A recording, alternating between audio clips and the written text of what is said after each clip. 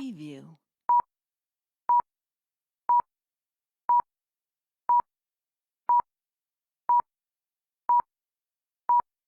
Preview.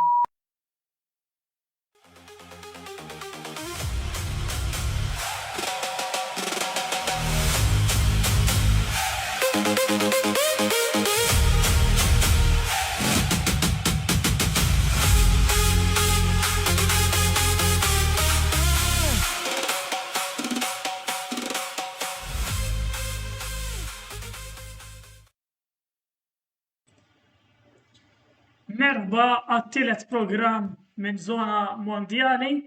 Illum ninsabu jiena u Andrew Żar biex niddiskutu it-tieni ġimgħa li kellna tal-logħob ġewwa din it-tazza tad-dinja. L-ewwel nett Andrew kif tinsab? Jiena ninsab tajjeb, Wayne, grazzi, ovvjament insellimlek u nirringrazzjak pas-soltu tal-istedina biex nagħmlu programm oħra minn tagħna. Eżattament, issa naħseb drajna nagħmlu dawn il-programmi. Iva. Reġgħet invitajtik għal din id-darba u ħanibda billi insassik ħaġa. Nemmen li kellna s'issa nemmen li kellna World Cup interessanti ħafna minkejja il-problemi li kellna kollha li kellna qabel ma bdiet, però nemmen li s'issa verament ħadd gost nara il-logħob, il-maġġoranza tal-logħob li kellna, però ħansaqsik x'kienet l-iktar ħaġa li laqtitek s'issa? All right, mela, taf li ovvjament aħna nitħattu ħafna bejnietna behind closed doors, jiġifieri, Wayne. Jiena laqtitni ħaġa waħda. Il-forwards li huma magħrufin biex tiftehmu kollha vera qabdu jiskurjaw f'dal-World Cup, biss. Messi skorja 5, jgħat it-top scorer. U kiser ir-rekord tal-iktar goals fil-World Cup. Fl-istorja tal-World Cup minn plejer. Għandek Vinicius, Mbappe u Haaland skurjaw 4 goals. Issa naraw l-lejla bejn Mbappe u Haaland għandna logħba tajba ħafna, suppost, ġejja. U bat tipo għandek Matteus Cunha skorja 3 goals, Brian Brobby skorja 3 goals, dik naqra sorpriża. Imma jien tal-Olanda naħseb onestament qatt ma smajt qabel dil-World Cup ngħid il-verità. Kienet jilgħab ma' Sunderland fil-Premier League dis-sena. Mbagħad ovvjament Ronaldo Kane skurjaw 2 goals. Ronaldo irnexxielu wara ħafna paroli qabel it-tournament jiskorja f'6 tournaments differenti tal-World Cup. U Kane skorja l-ewwel 2 mill-4 goals iskorjaw l-Ingilterra fl-ewwel logħba. Jiġifieri il-forwards dan it-tournament li kulħadd jistenna ħafna minn għandhom kollha marru tajjeb fil-fatt, Wayne. Aħna minna l-ewwel programm ta' din is-sensiela taż-żona mondjali. U jien qed waħda u pjuttost splodit f'wiċċi għax jien ħsibt li Haaland jaf ikun daqsxejn diżappuntanti, ma konx ċert fuq in-Norway għalkemm Norway s'issa labu tajjeb ħafna fiż-żewġ logħbiet, issa naraw il-lejla għandi kurzità kbira x'se jiġri. Jiġifieri le, naħseb l-iktar punt individwali laqtitni il-prestazzjonijiet tal-forwards overall. Jekk mejn nibdew b'Haaland nistgħu nduru player. Mela. Bħalmet mhux ngħid bħalmet tajjeb, bħalmet ħażin int. Li ma stennejtx li Norveġja u Haaland ħajkunu jilagħbu kif issa. Hawnhekk ikolli ngħid kredit li l-nifsi, jiena stennejt il-dat-tim ikun minn ta' fuq. Mertu lilek, skużani, nsejt dik il-mertu. Ma neħodix bi kbira li l-lejla naraw xi sorpriża. U ħanejdlek għalfejn, Andrew. Haaland qal li m'għandhom l-ebda pressjoni. Lan tagħhom diġà għamluh li għall-ewwel darba ma nafx kemm għaddew għat-tieni fażi ta' tad-dinja, ġifieri dan m'għandhomx jitilfu. Franza mill-banda l-oħra jinsabu il-favoriti biex jilħqu t-tazza tad-dinja. Jiġifieri hawnhekk jaf naraw xi sorpriża l-lejla. Iva naħseb Haaland kellu performances tajbin. Ngħidu l-verità, it-Tunezija kienu ħafna għar mill-li ħsibt u skużawni mhux Tunezija, Il-Senegal naħseb li stajt. is-Senegal, Labu ma' Norway, eżatt.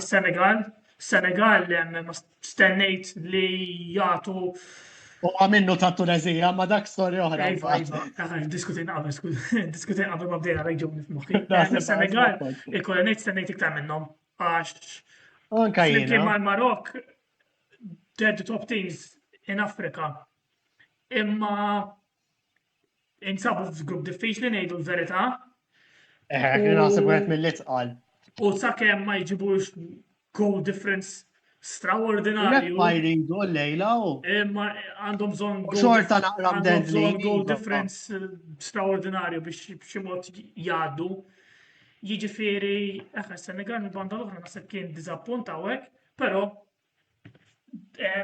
ġo dan il-grupp kellna kellna bħalma int dawn l-attakkanti li kulħadd stennihom ħajkunu minn ta' quddiem fit-top scoring charts u hemm Erling Haaland u qed insemmi ta' Franza Kylian Mbappé. Xi tgħidilna s'issa fuqu? Mbappé, il-tournament tal-bliħu, jien ammetti ta' Franza, rajt l-ewwel logħba u skorja żewġ goals u rajt l-ewwel ħafna t-tieni logħba fejn ukoll anzi kontra l-Iraq ngħidlek skorja gol sabiħ ħafna. U actually anke kontra Senegal it-tieni gol li skorja kien veru sabiħ. Jekk forsi nexxilek tara. Le, Haaland, skużani, Haaland issa weħlit li. Mbappé kellu tournament tajjeb ħafna s'issa wkoll.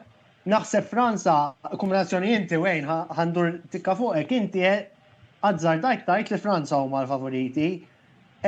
Jiena li huma kienu l-aqwa l-iktar tim l-impressjonani s'issa overall fiż-żewġ tobit. Norway kienu tajbin ukoll biex ma neħilhom l-ebda mertu.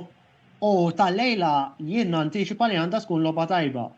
U żgur li naqbel miegħek li ma noħodix bi kbira naraw sorpriża lejla għax Norway literalment m'għandhomx jitilfu għax l-ar jibqgħu it-tieni. Huma vera jridu rebħa biex jiġu l-ewwel kieku lejla, imma t-tieni żgur jiġifieri Norway vera m'għandhomx jitilfu. Vera Franza jafu li bidro jiġu l-ewwel fil-grupp. Jiġifieri. Eżattament, jekk nista' indur għal din il-bracket li provdejt li jintendru.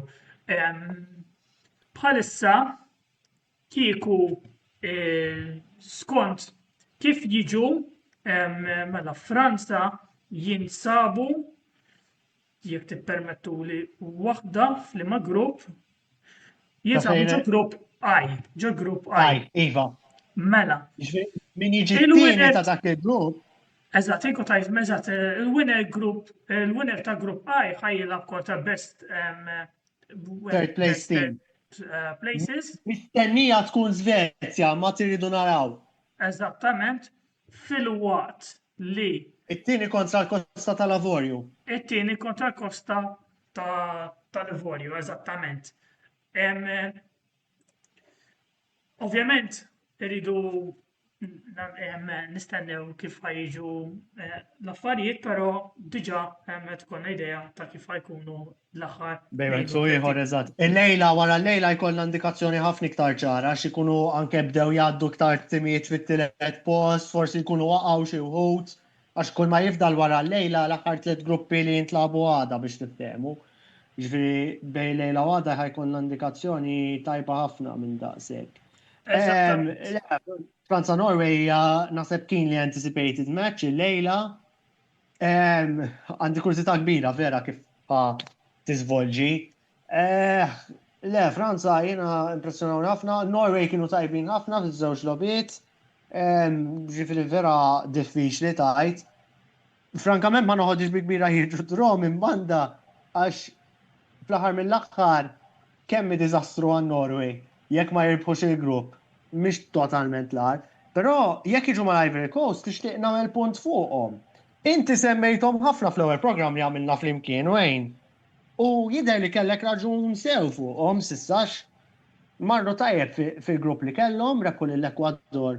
Alright, il-bieraħ kienet mistennija jirfu lill-Kurasaw, lill-Ġermanja tawhom kedda kbira ejja ngħiduha kif inhi. Ħanejlek mistennija mhux mistennija għax inti kull tim, bħalma semmejna l-programm ta' qabel inti kull pajjiż jagħtik logħba. Ovvja. Il-Kurasaw kota l-żama u draw. l-Ekwador u l-Ekwador kienu Mela, semmej ħadu punt, bħala ma medal telqux bla horses, punt. u fl-ewwel programm aħna jiena inti u flimkien ma' Josef, inselmulu minn hawn. eżatt semmejna li l-Ekwador kienu ġew it-tieni daw fil-qualifications tagħhom. Mela, Jiġifieri stennejna aħjar minnhom f'dik il-logħba, però irkupraw tajjeb ħafna u kontra mbagħad l-Ġermanja. irkopraw tajjeb il-bira, eżatt. Eżattament, irkupraw tajjeb ħafna il-bira. Mela, nixtieq issa li tinsemmu South America. Ovvjament, naturalment, xin jiġi kompetizzjoni jekk dejjem ħajsemmew.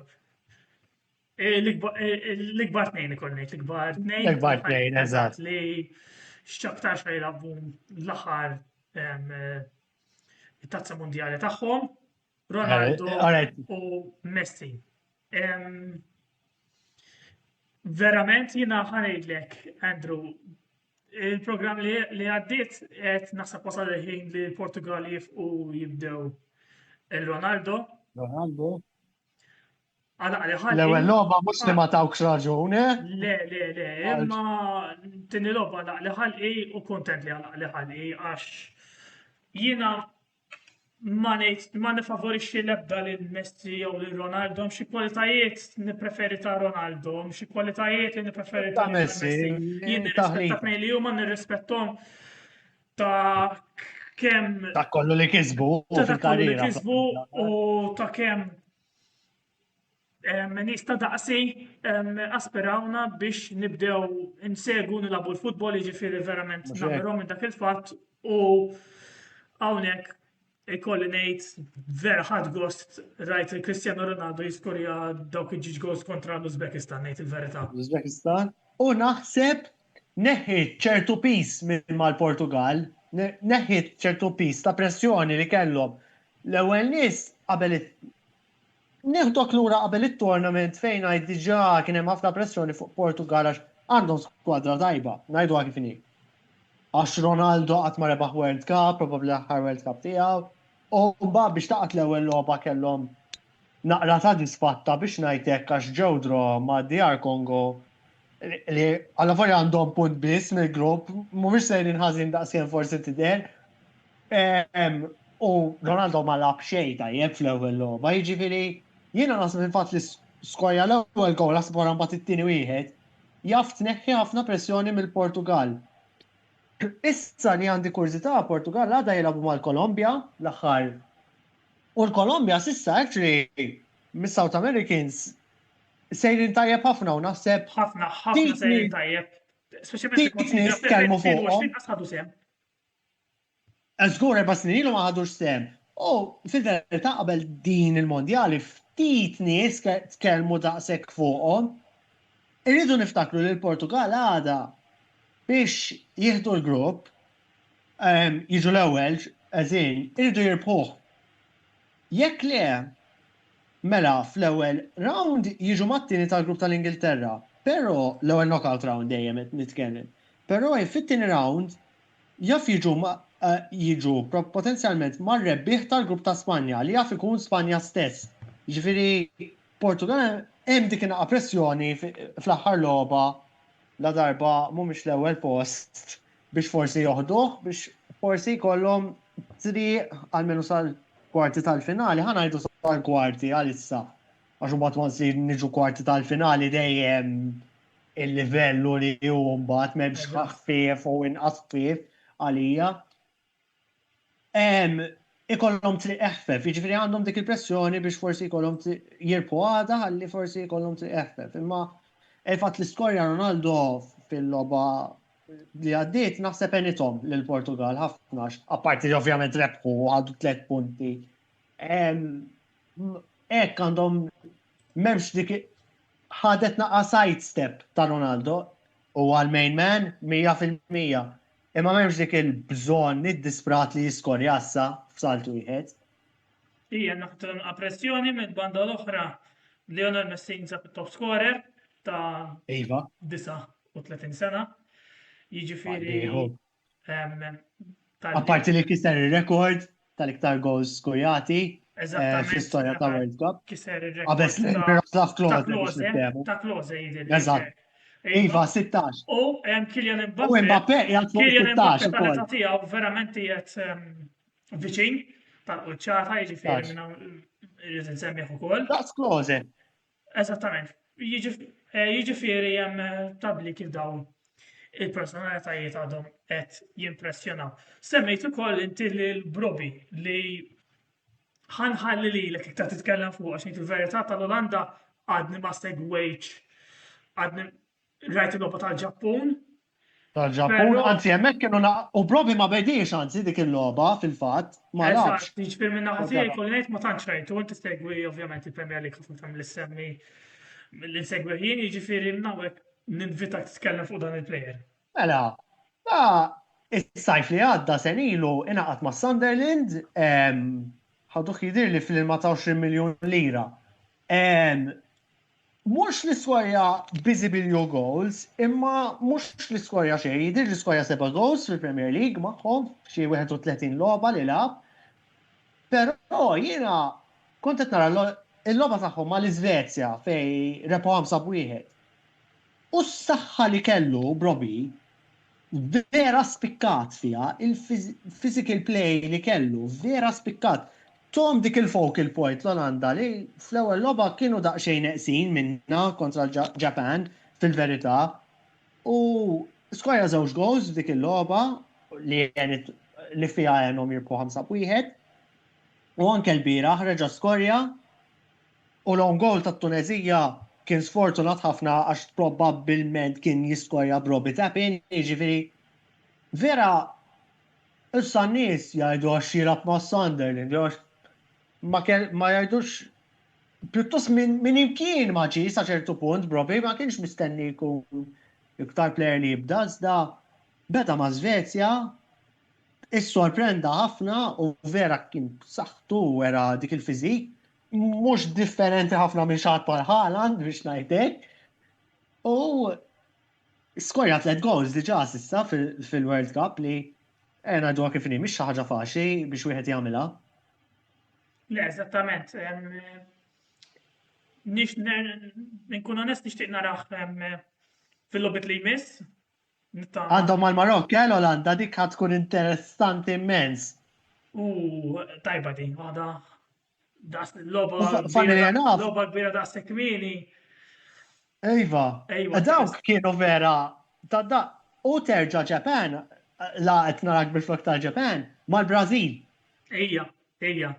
Għax ġew bil-kontra minn rebaħ il-grupp tal-Brażil ġie mat-tieni tal-grupp tal-Olanda u l-Japan. U bil-kontra. U tinsemmi l-Marokk fil-fatt niftakar ukoll jiena fl-ewwel programm lek jaf jagħtu kedda kbira lill-Brażil. Mux il-Pool Group, u għajja najdu kif inhi. Vera xorta Pool Group il-Brażil, iżda vera tawhom kedda, bizbis ma tilfux kontrihom, u nazzarda ngħid li f'dik il-logħba l-Marokk kienu aħjar mill-Brażil, jiġifieri. Jien naħseb kellhom bżonn performance aħjar kontra l-Iskozja. Iva, ma l-Iskozja kienu kemm dew tajjeb, skurjaw mal-ewwel. Imma mbagħad ma sfruttawiex, baqgħu wieħeb xejn, ħalli għalli xorta waħda rebħu, imma ma l-Iskozja naħseb kienet tikka denudenti, naqbel miegħek. Eżatt, jekk trid nistgħu nimxu xi tinsemmu l-Iskozja, diżappunti. U ikolli ngħid, naħseb Skozja stennejt iktar minnhom, jien jekk ikolli nażel u qed mid-diżappunti jkolli nażel l-Iskozja. Għax kontra l-Ħajiti fl-ewwel logħba jgħidu rebħu bil-ħniena. Nemmen li iktar kienet logħba ta' droq. Ansu, 100%. Literalment logħba ta' droq kienet. U kemm kontra Brażil, kemm kontra Marokk stennejt li jiġbru droq u imqar wieħed u. Stennejt li jiġbru xi droq minn dawk il-logħbiet. Jiġifieri d-diżappunti tiegħi kolli nsemmi l-Iskozja jien. Nasa naqbel miegħek u li d-dizappuntawni mal-Brażil speċjalment iktar mill-Marokk, anke kieku tilfu mal-Brażil, il-goals li qalaw. Jekk tara l-ewwel goal li qalaw Skozja mal-Brażil, Scott McKenna għamel żball li kraħ, ma nafx rajtix. Ġifieri kienu ħafna self-inflicted u qalaw 3 fej kienu jafu li daw Alright, mal-Brazil kien hemm ċans jitilfu, veru. Nitilfu mal-Brazil mhix sorpriża fiha nfisha, ħanajdu b'dak il-mod. Iżda taf li għandek iċ-ċans għat-tielet, prova almenu kun sot fuq wara u. Jiena rajt, forsi l-Iskots suppost marru fina grinta, minna rajt nuqqas ta' grinta, speċjalment kontra Marok. Kontra Marok labu Ħarġu ħażin mill-ewwel. labu passiv, wis, u ma kienx qed jilagħbu dik il-logħba ta' Skozja ngħid il-verità. Ħarġu passivi kif qed tint. Għalawh kmieni biex taqqas wieħed mill-ara affarijiet li għalija tista' tiġri f'dak il-każ għax meta toħroġ passiv lajtu veru kmieni, diffiċli ħafna tirkupra ħalli mbagħad fit-tieni ħaf inġabru. Imma xorta mal-Marok kienu kemm xejn diżappuntanti, vera l-Iskozja, u probabbli issa ċansiż huma kbar ħafna li ħajinqalgħu daw. Disappunt ieħor għalik, Andrew. Jiena li għal-Belġum. Okay. Ħankun onest. Qabel kull tournament minn naħseb l-2014 law, kemm ilhom dejjem jgħaddu l-Belġum, sew Mondjali, sew Euro. Kulħadd jitkellem fuqhom bħala tim li għandu ċans jasal fil-bot, ħanajdlek hekk. Tantu hekk fl-2018 waslu għas-semifinali. Vera, l-iskwadra irtiraw xi naqra players u qed jixjieħ. Imma ma kellhomx li tqal grupp biex ħanamel parentesi fuq din l-analiżi wkoll. Li s'issa għadhom labu żewġ logħbiet biss, għadna ma rajniex it-tielet logħba u llejla overnight imisshom ma' New Zealand. Jiġifieri dal-parentesi għandha dik il-limitazzjoni li rajna żewġ logħbiet komparati ma' tlieta ta' Skozja, iżda xorta kellhom Eġittu, Iran, New Zealand bajnaw kienu jkunu mistennija ikunu rebħu b'qar logħba waħda, ħanajtek minn dawk it-tnej, għax labu l-ewwel mar Eġittu u l-ewwel mar Iran. U jiena li rajt naqra xukjatni. Ara kemm min-nies jibqgħu jitkellmu fuq il-Golden Generation u għad hemm 4 players tajbin, imma kollha jaħu it-tajbin li għandhom De Bruyne, Lukaku. Meta nara il-ġodda li għandhom ta' Jeremy Doku biex intih il-mertu kollu tiegħu. Ftit li xejn rajthom impressjonawni ħanajtek. Ejwa, le naqbel miegħek hawnhekk, speċjalment fuq naħa tat-attakk. Iva, naqaf jakki. Nemmen li bħala diviża qegħdin hemm, però l-attakk għandhom l-għażla ta' fuq quddiem ta' Romelu Lukaku u Charles de Ketelaere. Charles de Ketelaere, ħanibda bih. Plejer tajjeb. Inti ta' faħjar minni għax iżomma l-Milan. Plejer tajjeb u ikolli ngħid storja oħra, ma mal-Milan kienet żballi naħħejni għax mal-Atalanta xogħlu jagħmlu. Però huwa plejer li ma tistax tilagħbu ponta, dan huwa false nine, mhux il-plejers li ħajsku jalek il-goals. Jiġifieri iktar mill-problema Charles de Ketelaere hija kif il-Belġu jużaw lil Charles de Ketelaere. Dan ma tistax tużaħ bħala ponta, ma tistax. Nimxi għal Romelu Lukaku mill-banda l-oħra. Kif ħanibda Andrew? Dan huwa top scorer tal-Belġju u wieħed mill-iktar. Naħseb wieħed mill-iktar l-iskorja żgur. Wieħed mill-iktar l-iskorja fid-dinja bħala in ġenerali bħala players man nazzjonali. Goal scorer provi, no, ħanajdu hekk. Għandu imma il-ħaġa li x'ħin tasal f'mumenti ta' pressjoni naraw kemm ta' club level u kemm f'livell tal-tazzjoni mondiali u tal-Ewropa. Jitlef ħafna chances kontra l-Eġittu kolli ngħid daħalu għamel long goal biex ngħidlek, ovvjament long goal kien tal-Eġittu imma. Però il-Belġium l-iktar ħaġa li diżappuntatni eżatt tipo inċebaħom ma' Skozja. Passivi ħafna passivi, vera. Il-futbol mhux inspiring tal-hom. Il-logħba tal-Eġittu kontra l-Belġium rajt ħadd gost ħafna rom jilagħbu l-Eġittu, ħafna. U l-Belġu xejn idawru fuq wara noqgħod ngħid il-futbol Ewropew hekk sar. Inti semmejt il-Doku, qed nagħmel naqrant, Andrew. Però int semmejt Le, il-doku. rajt, aqbad, kem trid. Semmejt il-doku. Ġieli, forsi ħanmun a disagreement miegħek. Għawek. Ora, mux għattajt li kien brillanti, iktar semmejtu pala wieħed mill-aħjar players li għandu, probabilment, on paper. Li kolli ngħid doku huwa player ineffettiv jiena minn naħa tiegħi. Għandu dribbling, okay, għandu dribbling, Iva. pero ħafna drabi nara faċli biex taqgħu dal player, tagħmlu double marking, bħal mamlu Iva. tajjeb li ġibtu l-ewwel logħba ma L-ġibtu, eżatt. jgħaddix double marking ma jgħaddix dal player. Le, ma kienx effettiv, dik naqbel miegħek għal darba tnejn tlieta u mal-ram ma labx imbagħad.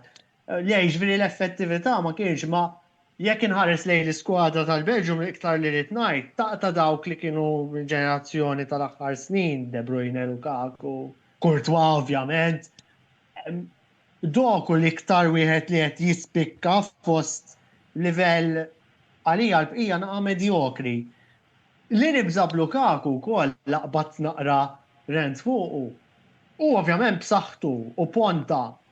U fatt għalhekk qabel jiena qbad taħarira fuq Brobi, jiena innotajt li kull tim tajjeb f'dan mondjali li relativament mar tajjeb sissa fil-mondjali, mill-kbar għalmenu.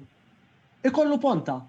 Bla ponta, bla dak ix-xaħat li tista' serraħ rasek li ħajġiblek il-goals minn xejn, jew għalmenu jgħinek, jagħtik dik l-option, ħadbati.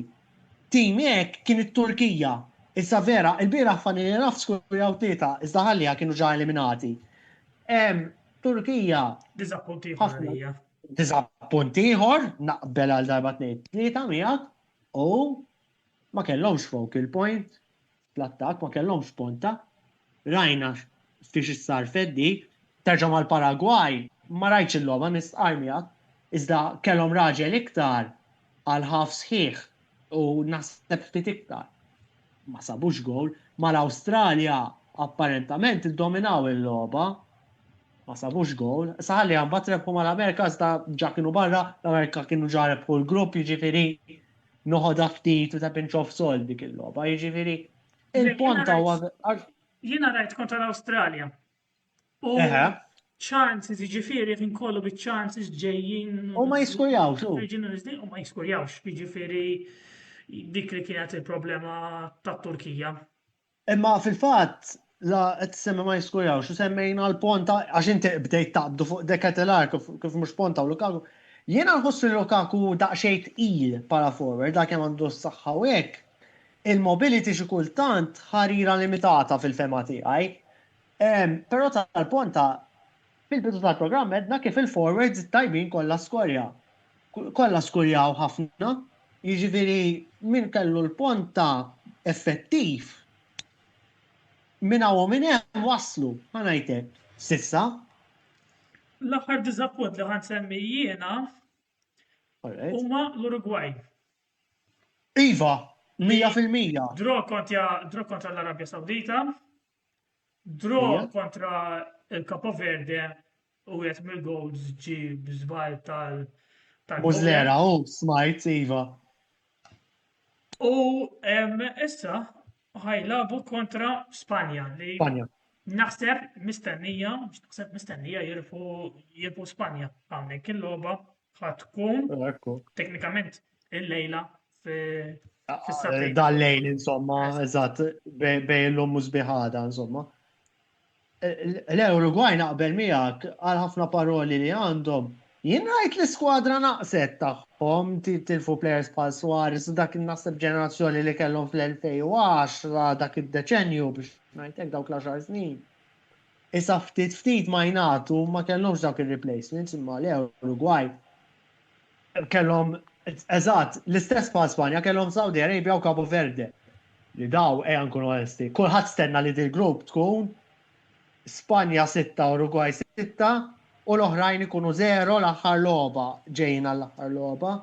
Tgħidli irrid nagħti mertu l-Capo Verde bil-ħaq li daw iż-żewġ logħbiet ġabu ġiġdros, jiġifieri u għandhom ċans konsiderevoli dment li ma jitilfux il-lejla li għaddu Il-lejla, bit-tielet post. il-lejla fis-satejn nipprova nagħmel kollox biex nibqa' mqajjem għax kemm Urugwaj Spanja Okej. u Cabo Verde Jo forsi nieħu siesta l-Arabja bin-nofs. Sawdita, anke dik logħba tajba għax Iva. li huma biċ-ċans li jgħaddu Biċ-ċans, rebħa l-Arabja Sawdita ma ninsuhomx daw jiġu b'4 punti. Mela, żgur. Jiġifieri għaw ħafna tisemmu l-Capo Verde biċ-ċans li jgħaddu mal-Arabja Sawdita tagħhomx naqqas. Hemm għadhom, żgur. Jiġifieri li għandhom Cabo Verde jafu li għandhom iktar ċans jgħaddu, ħana jgħidajek bidro, mentri s-Saudi Arabia realistikament għandhom bżonn rebħa biex jgħaddu. Bidro probabbli ma jagħmlux biżejjed għax anke bit-tielet żewġ punti mhux ħatgħaddi biex tiftehmu. L-Uruguay, iċ-ċans huma kbar li ma jgħaddux daw, għandhom bżonn imqardru l-lejla għax jekk jitilfu daw għal-barra. U tkun disfatta kbira li għattini tournament konsekuttiv fit-tajjeb infakrek, ma jkunux għaddew għal-fażi tan-knockout daw. Għal-pajjiż tant rispettat South America, daw tajjeb ngħidu wkoll darbtej Champions tad-dinja għal-kemm ilu ħafna biex ngħidu kollox. Laqqas għaddew u f'World Cup ta' 48 teams se jgħaddi t-tielet post, mhux kollha granted, ma tgħaddix hemm qara l-ewwel knockout round tisfatta kbira u anke s-Sawta jiġifieri għalija kienu naħseb l-iktar diżappunt f'South America. Vera l-Ekwador l-ewwel żewġ logħbiet ma tantx marru tajjeb, iżda mbagħad inġabru fit-tielet logħba, Arġentina u Brażil more or less kif mistenni. Kolombja sejrin tajjeb, jiġifieri li l-Uruguay nasib l-iktar tim li dizappunta fl-Amerika t'isfel.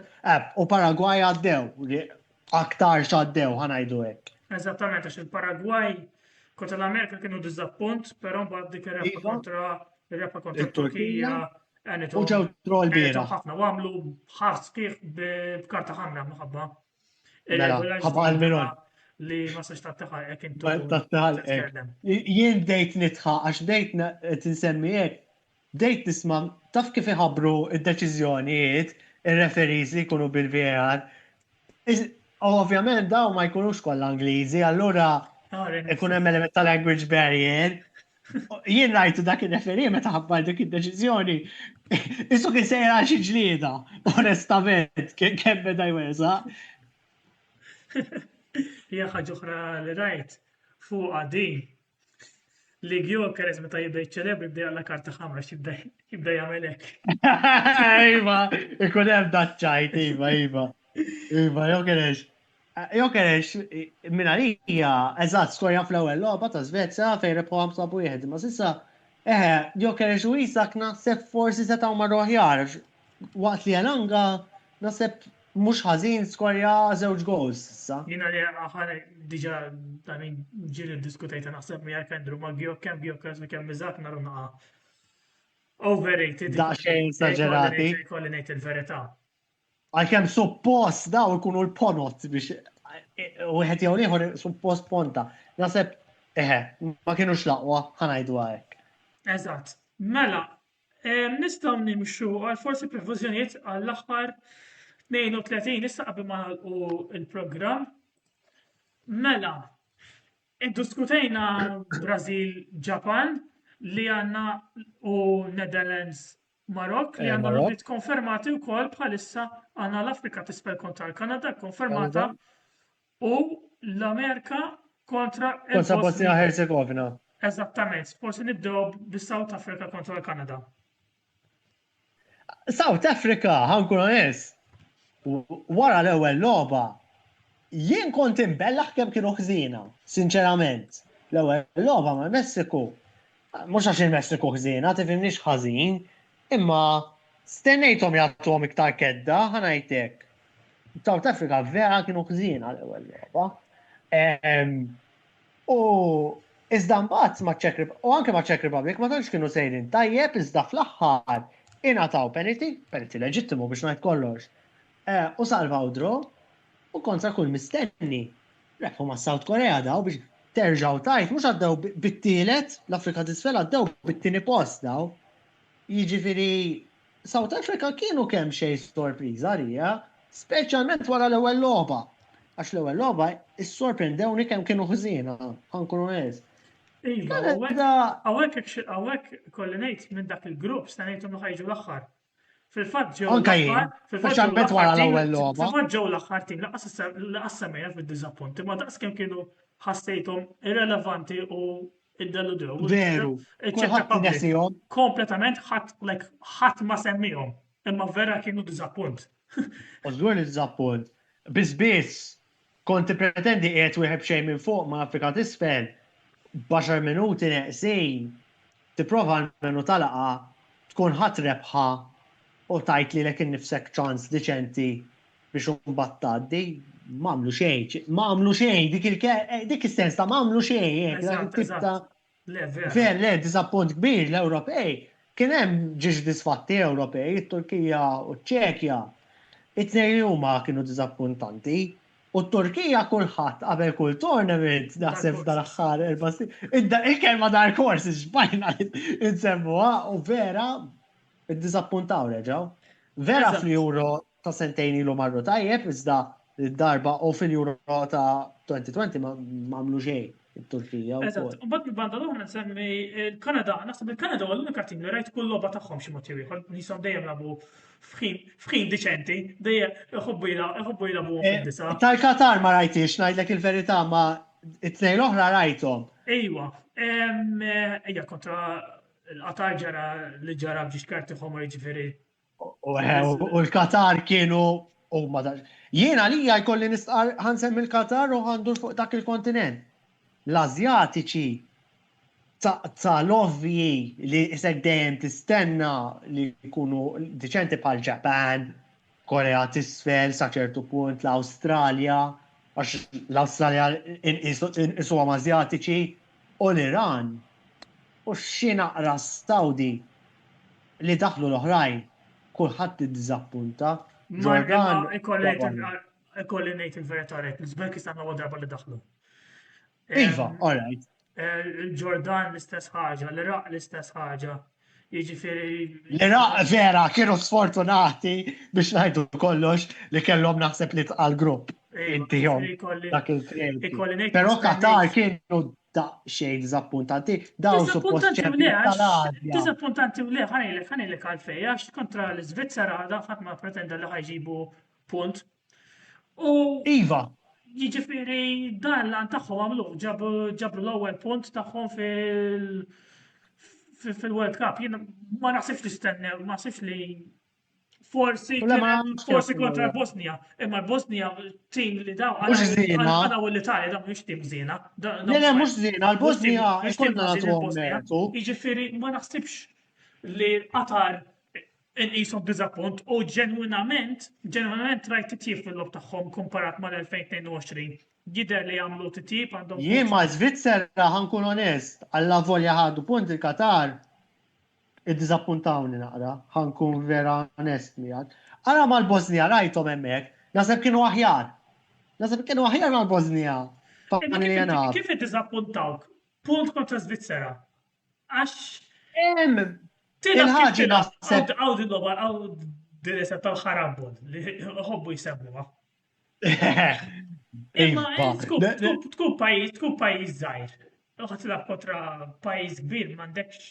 Ma nipretendix id-dominju. Imma rajthom l-istruttura kienet kemm xejn fqira. Ma kienux totalment struttura. Ħajiti impressjonawni iktar minnhom alla volja ma ħadux punt, pereżempju, ħankun onest. Rajthom iktar strutturati minnhom, jiġifieri Qatar ifhem, nippretendu kull grupp le, nkunu setgħu marru dik id-daqsxejn aħjar, naħseb forsi. Jien ma stennejt iktar minnhom jiġifieri hawnhekk ma naqbilx miegħek. Stennejt relatively speaking, naħseb kienu ħafna għar mill-istennejt naqra pa' South Africa fl-ewwel logħba. Ma tistennihomx jkunu wow, imma tajt daw għadhom lura ħafna. Hekk tibda tajt, all considering, ħassejtom kienu iktar lura mill-li forsi stennejt. Fema tijaj. Mux għettajt għandi raġun far from it. Fil-fat semmejt l-Asjatiċi u kif forsi l-ġodda disappuntaw, ma tantx nistaw najdu l-istess għall-Afrika biex najdu kollox. Għax Cabo Verde sissa kienu diċenti ħafna. Jaddu xiew le, jiġifieri. Id-DR Kongo ma kienu xtrina sa barra laqqas. South Africa għaddew kontra l-mistenni. Jiġifieri Marokk marru tajjeb kif stennejna. Senegal disappuntaw mill-kontinent mill-Afrikani huma ddiżappuntaw għax l-Alġerija probabbli ħajatu. U Tunezija taħwit. Dik li xukjatni, mhux għax ma kellhomx grupp faċli, dak il-grupp ma kienx faċli. Però kont nistenna jkunu iktar kompetittivi, anke kieku spiċċaw bl-ebda punti. Kont nistenna. U apparti li keċċejt il-coach wara l-ewwel logħba. Biex ma nixtieq nafx kien irsib wara, ja. Kif rittu. Diżastru sieħa Tunezija. Issa Fernand naħseb mhux coach ħażin, ma kif rittu isalva sitwazzjoni f'ħakka ta' xartim, ngħidu kif inhi. U ġa tilfu l-ewwel logħba. Kieku ġew draw fl-ewwel logħba u keċċejt u tajt għandek punt fuq il-bord imma ġifieri dysfunctional ħafna t-Tunezija kienu dik l-R team probably ħajkunu fit-tournament statistically għax minna hija goal difference -10. Ħajti per eżempju li ma spiċċaw bl-ebda punti -6. Hija probabbilment naħseb huma jiġu gar. La. Ħanna ġedu fuq il-Kanada x'konna tnejdu fuq il-previżjoni ta' Iva, spiċċajna d-debjajna. Il-Kanada ma kienux żiena għalija. Il-Kanada ma kienux żiena, fl-ewwel logħba mela. Mal-Bosnia dominawa fil-verità. Kanada. Ija, dik il-logħba tal-Bosnia, l-logħba tal-Bosnia jkunu kumpatti fuq wara. Iva, fair enough. Dak il-free kicks u l-corners u jirpoli duels. Il-Kanada li kellhom dik il-logħba naħseb Jonathan David id-dizappunta ħafna u reġa id-dizappunta fl-aħħar logħba kontra l-Iżvizzera. Mill-banda l-oħra insemmi lil Promise li kien ġewwa Malta. Ma' Sirens, eżattament.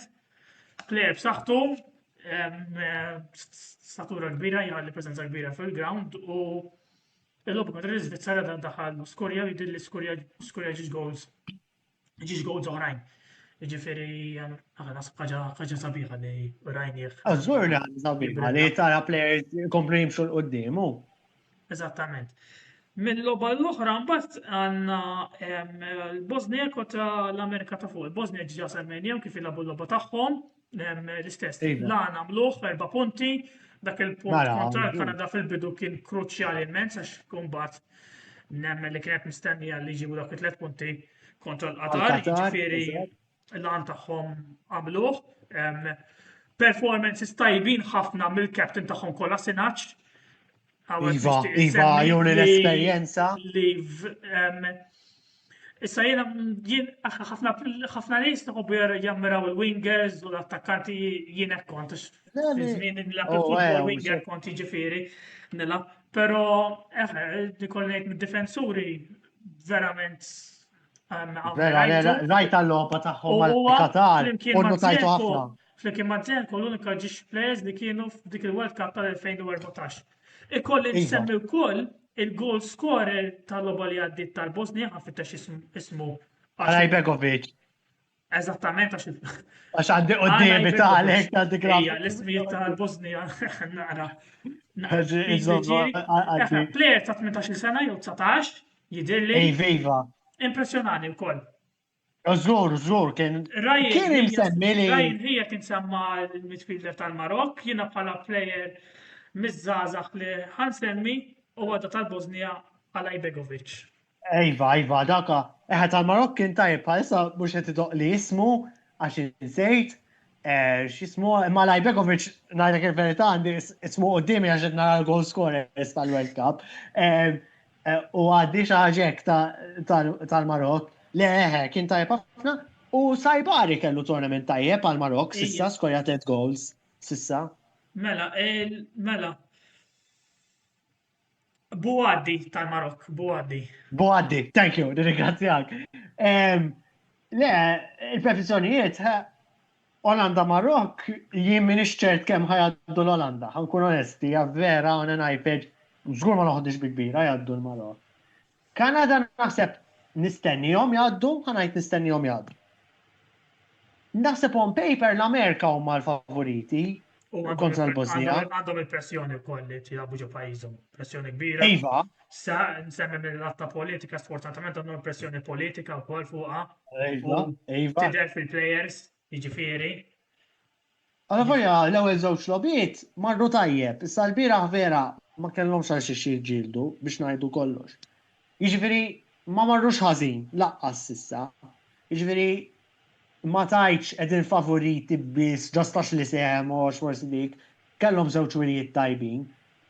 Imma naħseb il-Bosnija jaf jaħżdu f'dik il-logħba, ħafna nies ħajjgħidu l-Amerika jilbu. Ma tkunx sorpriża jekk jgħaddu. Imma l-Bosnija jafituhom kedda ħafna kbar mill-nies Hija qed kruċjali dik il-logħba min jiskurja l-ewwel ngħid. Probably.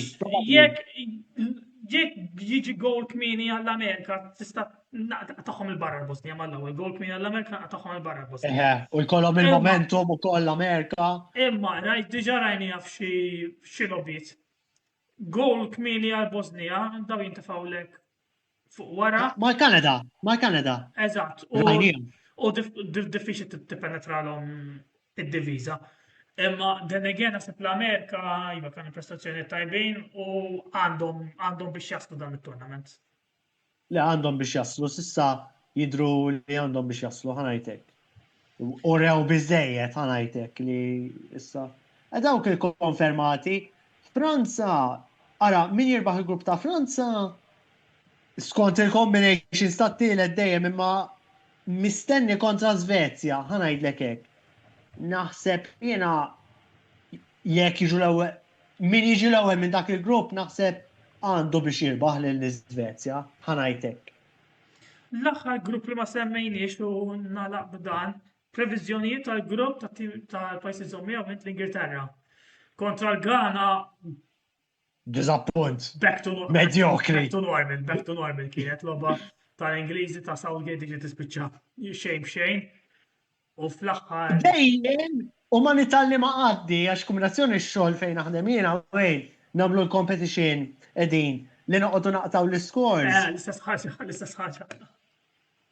Għandkom xi ħaġa simili. U jien ngħid il-verità, labta safe iktar milli more than anything li jirpu l-Ingilterra. Imma f'moħħi kienet li l-Ingilterra dejjem ikollhom dik il-logħba fil-grupp jiġu drop. U ħafna drabi kollhom xej b'xej. Dejjem, u ma nitallimx, u bis titfajta xej b'xej. Le, l-Ingilterra, l-ewwel logħba kienu tajbin ma' Kroazja, overall, għalkemm id-difiża insomma. It-tieni logħba il-Ghana għamlu naqa bħal Bosnija jekk titissemmi b'dak il-mod. U dawk kien sejt insemmi mill-Afrikani u s'issa sejrin tajjeb il-Ghana. Nagħti mertu kbir lil Carlos Queiroz, il-coach tagħhom li huwa coach esperjenzat ħafna f'dawn il-tournaments, għamel tournaments mal-Iran, tournaments mal-Portugal, kien assistent mal-United fi żmien Ferguson. Jiġifieri Ghana ddefendew fil-verità, biss ma tantx rew rieda jattakkaw fil-logħba, għalkemm fl-aħħar kellhom kontrattak u naħseb l-Ingilterra kienu fortunati ma konċedewx penalty, kif fortunat immens għalija, ma insomma. Però le l-Ingilterra l-intensity kienet slow. Ħansemmi plejer li kien diżappunt kbir għall-Ingilterra. Anthony Gordon, xi tgħidli ħarira fuq u jekk rajt il-logħbiet tagħhom. Jiena naħseb mmur lura l-ewwel programm meta tal-kollaps. Iddeċidi li jħalli lil Cole Palmer u fil-Foden barra, speċjalment Cole Palmer. Jien naħseb logħba bħal dik Cole Palmer kien ħalli effett fil-ground. Jien fanni li naf l-iktar li d-dizappuntani laqas dawk it-tnej li ma jgħadx għall-Ingilterra minn daw, jekk jitsem dak il-pożizzjoni, jiena Morgan Gibbs White id-dizappuntani ma żlux. Kważi ngħid kien iktar sfortunatu, naħseb veru għax Gordon ma derx, assolutament ma derx. Ejja ngħidu kif inhi. Kienu qed jilagħbu b'10 u ma kontx taf, Ma konx tkun taf, hekk, literalment, ma me xejn.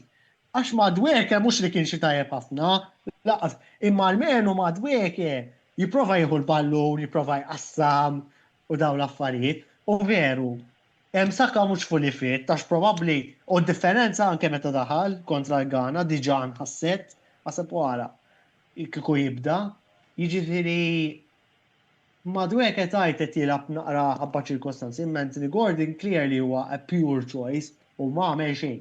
Xejn ma għamel. Għalija dak kien l-iktar diżappunt tal-Ingliżi s'issa żgur. Le dak il-grupp interessanti hemm Ghana kontra Kroazja l-aħħar logħba, apparti l-Ingilterra mal-Panama. Panama ovvjament ġan qalaw. L-Ingilterra naħseb xorta għandha tirbaħ il-grupp. Jekk ma jirbux il-grupp, diżappunt xorta considering kif ġew ċirkostanzi issa. Li għandhom jekk jiġu t-tieni dak il-grupp la semmu l-Ingilterra, jiġu ma t-tieni tal-grupp tal-Portugal, ġifri iċ-ċans huma għolin ħafna li jew Portugal jew Kolombja fl-ewwel knockout round. Eżatt, jiġifieri kruċjali. Le, l-ewwel post tkun tridu dejjem. L-ewwel post għandu jkun il-premju, more or less huwa l-premju li sal-aħħar 16 għandek pat triq li more or less mistenni tgħaddi minnu overall. Eżattament, naħseb nistgħu nagħlqu b'hawnhekk għandek xi kummenti oħra fuq il-logħbiet li ġejjin, Andrew? Le, forsi xtaqdiħu minn għandek. X'taħseb fuq Brazil-Japan? Għax ma tantx semmi elaborajna fuq. Brazil-Japan. Japan huwa tim dixxiplinat ħafna, jogħġobna ħafna Iva. kif jilagħbu, jiġifieri dejjem jgħaddu kedda speċjalment lit-timijiet tal-Ewropa. Ikolli ngħid imma l-Brażil kienu għalkata dik id-draw kontra l-Marokk. Il-Marokk tim tajjeb ħafna, jiġifieri. Le, tim tajjeb biex ngħidu kollox. U fil-fatt qedlek jiena li għafittuhom kedda u vera.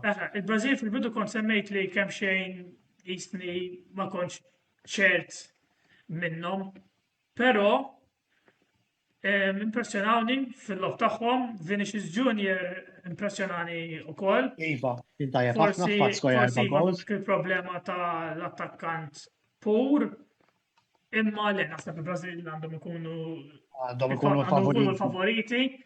Imma nistenna li l-Ġapan ħajħorġu disciplinati ħafna u mhux jagħmluha faċli għall-Brażil.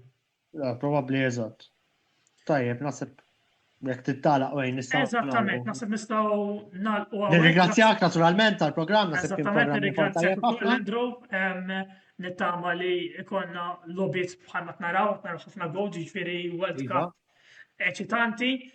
Il-programm li jmiss għandu jkun fir-raba ta' Lulju issa wara li naraw il-logħob tal-aħħar 32, naġġornawkom iktar tard fuq meta għandu joħroġ, però minn hawnhekk ikolli nagħlaq il-programm. Grazzi għandu tal-li rġajt ħadd sem narawkom fl-4 ta' Lulju.